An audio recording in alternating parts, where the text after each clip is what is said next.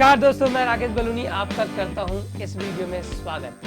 आज का जो वीडियो है उस वीडियो में आपको मैं बताने जा रहा प्राणायाम के बारे में, नाड़ी शोधन प्राणायाम। आपने जरूर इसके बारे में सुना होगा, इसकी चर्चा भी आपने सुनी होगी और किया भी होगा, मैं मानता हूँ। लेकिन आज मैं आपको बताने वाला कुछ ऐसी बातें, कैसे इसको, क्या इसका सही तरीका है, क्या इसके फायदे हैं, क्या इसके नुकसान है और कब ये करना चाहिए।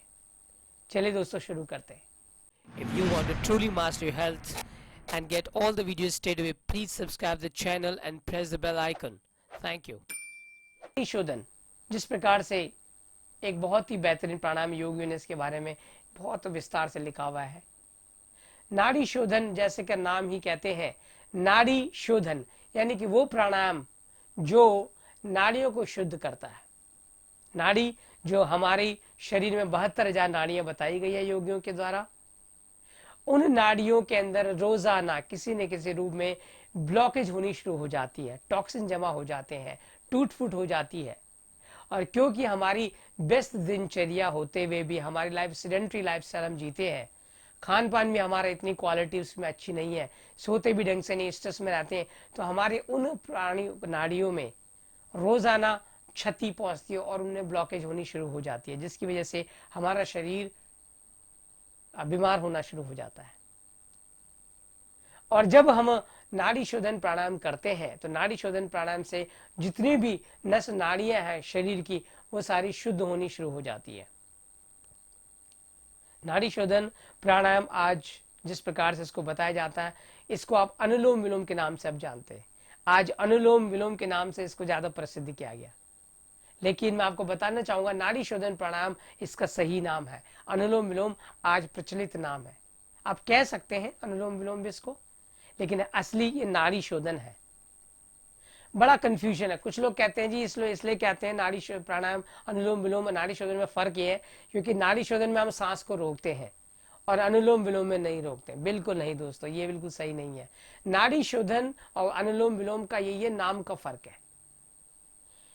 खैर इससे फर्क नहीं पड़ता, कुछ भी तो चीजों को उसी रूप में लिया जाए।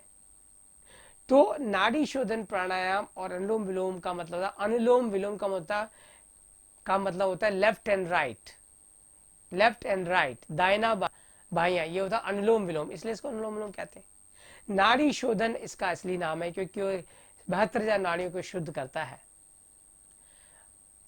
और इसके अलावा अब इसको करना कैसे? सबसे पहले कोई भी व्यक्ति इसको कर सकता है, इसके कोई नुकसान नहीं है, आप कभी भी इसको कर सकते हैं।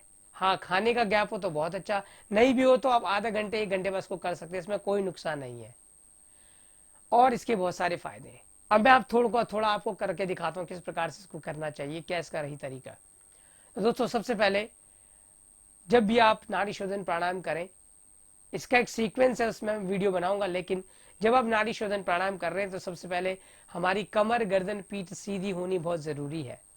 क्योंकि जो प्राणायाम करते हैं उसका मुख्य जो उद्देश्य होता है वो शरीर के 7 चक्रों को जागृत करने का, उसका और 72,000 नाड़ियों को एक्टिवेट करने का उसका मकसद होता है।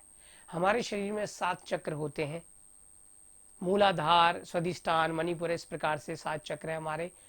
और 7 चक्रों को जब भेदन होता है तो हमारी जो ऊर्जा ब्लिसफुल स्टेट में हम पहुंच जाते हैं, तो उनको हमने एक्टिवेट करना है। ये प्राणायाम से ही हमारा एक्टिवेट होता है, नाड़ी शोधन से। करें कैसे? सबसे पहले आप किसी भी, जैसे मैं बैठा हूं, आप नॉर्मल बैठ जाइए। आप या तो लगा दें, इस पोज में बैठ जाए।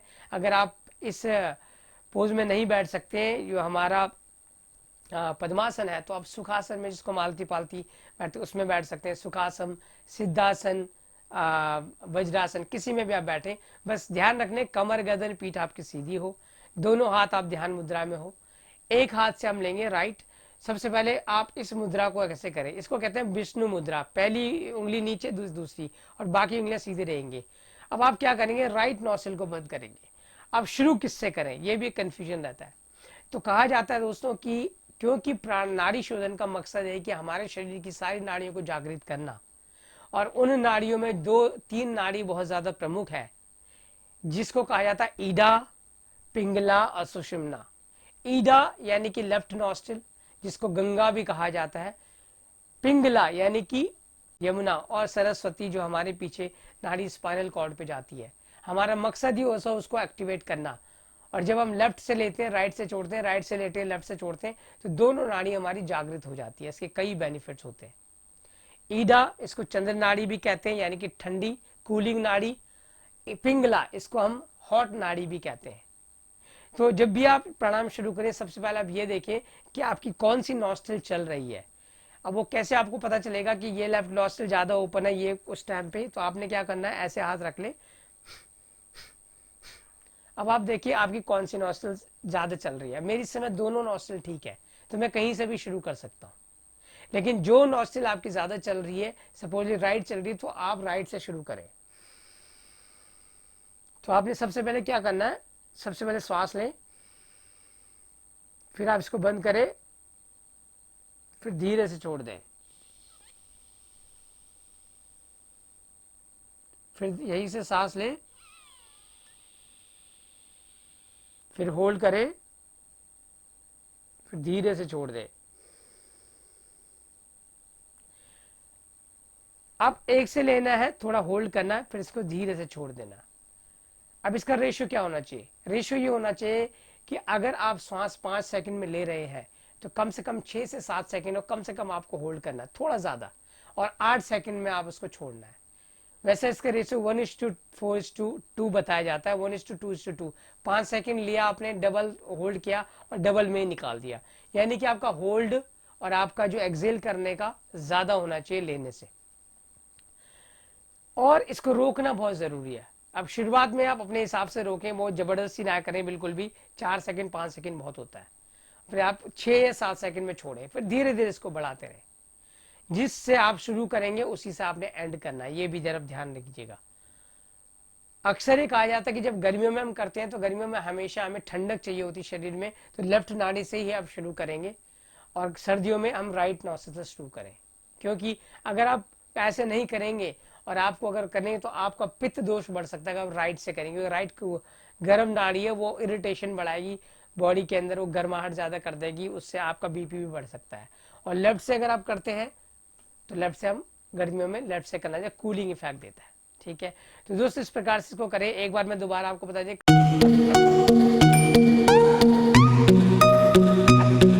कमर गर्दन सीधी और विष्णु मुद्रा बना ले आप।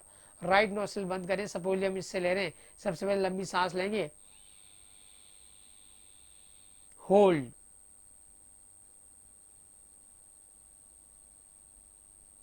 And slowly Excel.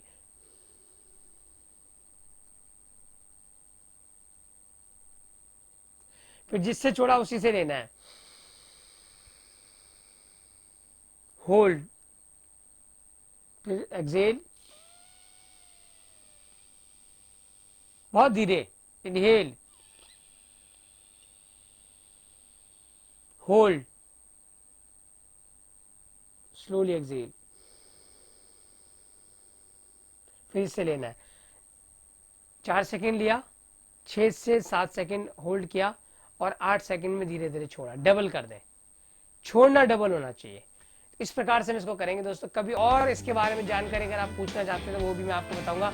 आपको ये वीडियो कैसे लगा प्लीज जरूर कमेंट में दीजिएगा, क्योंकि आपके कमेंट मेरे लिए बहुत बड़ा एक इंकरेजमेंट है, एक मोटिवेशन है। और क्या चीज़ आपको समझ में नहीं आए वो भी लिखें, ताकि मैं उसका पर्सनली आपको आंसर दे सकूँ।